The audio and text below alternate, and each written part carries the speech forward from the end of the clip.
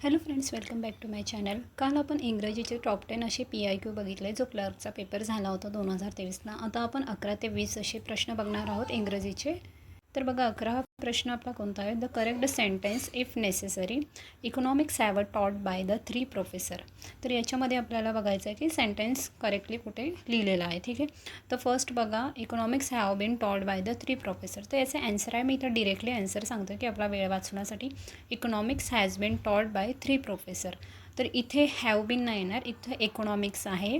ठीक आहे, हा फक्त एक सिंग्युलर आहे म्हणून इथे हॅज येणार, इथे हॅव येणार नाही. ठीक आहे, तर याचे आन्सर जे असणार आहे ते बी असणार आहे. ओके, ठीक आहे. पुढचा प्रश्न बघा आपल्याला,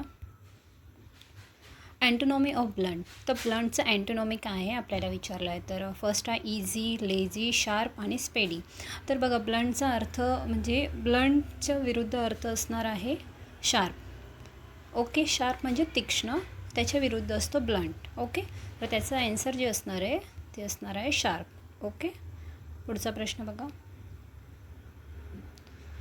unfortunately he dash dash lot of money to the bank.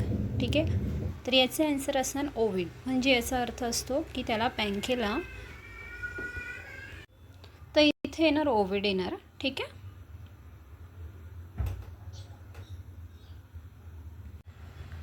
पुढचा प्रश्न बघा आपला, let's go for a walk dash dash add a question tag. तर इथे बघा आपलं काय येणार आहे, लेट्स गो जेव्हा पण असेल तेव्हा पण त्याचं आन्सर असतं शाल बी असतं. ठीक आहे, पुढचा प्रश्न बघा, the following sentence is in.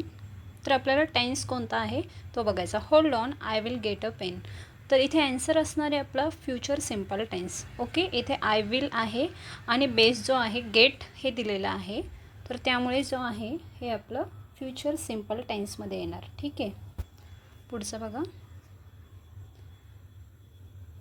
16वा प्रश्न बघा, the following sentence is in tense. इथे पण आपल्याला टेन्स विचारला आहे. We were having a dinner when it started to rain. ठीक आहे, तर इथे बघा आन्सर जे असणार आहे पास्ट कंटिन्युअस टेन्स येणार आहे, कारण की पास्ट कंटिन्युअस टेन्स ही म्हणतात त्याला, टेन्स ही म्हणतात त्याला,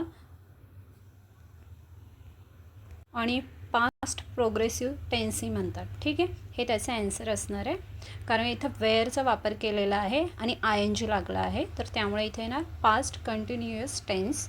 ओके, किंवा प्रोग्रेसिव्ह टेन्स.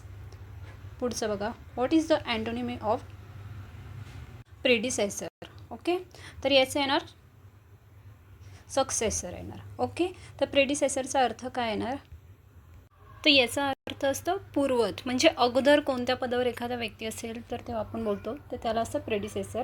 आणि सक्सेसरचा अर्थ की पुढे कोण होणार आहे, म्हणजे उत्तराधिकारी. तर याचा अँटोनिम्स असणार आहे सक्सेसर. ओके, तर पुढचा प्रश्न बघा, द सिनोनिम ऑफ ॲम्बिग्युशियस. ओके, तर ॲम्बिग्युशियसचा अर्थ असतो, सिनोनिम्स म्हणजे त्याचा समानार्थी शब्द. ॲम्बिग्युशियस म्हणजेच अस्पष्ट, तर त्यालाच आपला इथे जो अर्थ दिलेला आहे अनक्लिअर. ओके, आन्सर असणार आहे याचं बी, अनक्लिअर.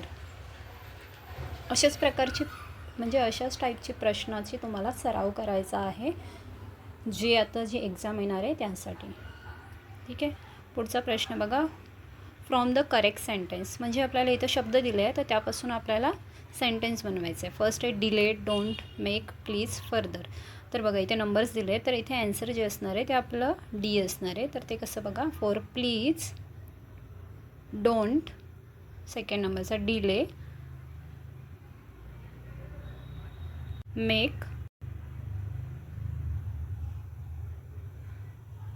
Further, delay. ओके, तर हे याचा आन्सर असणार आहे. असाच प्रश्न आहे, आपल्याला इथं वर्ड्स दिले आहे त्यापासून आपल्याला सेंटेन्स बनवायचा आहे. Is them neither year of. ठीक आहे, तर याचा आन्सर असणार आहे डी. म्हणजे अगोदर 3 येणार, तर 3 काय बघा, 3 आहे आपला नायदर, 3, 5, 2, 1, 4. ओके, तर असे आपल्याला जी प्रश्न येणार आहेत तर अशा प्रश्नांचाच तुम्ही सराव करा, जेणेकरून तुम्हाला हाय स्कोर या एक्झाममध्ये भेटेल आणि तुमचं सिलेक्शन होणार. थँक्यू.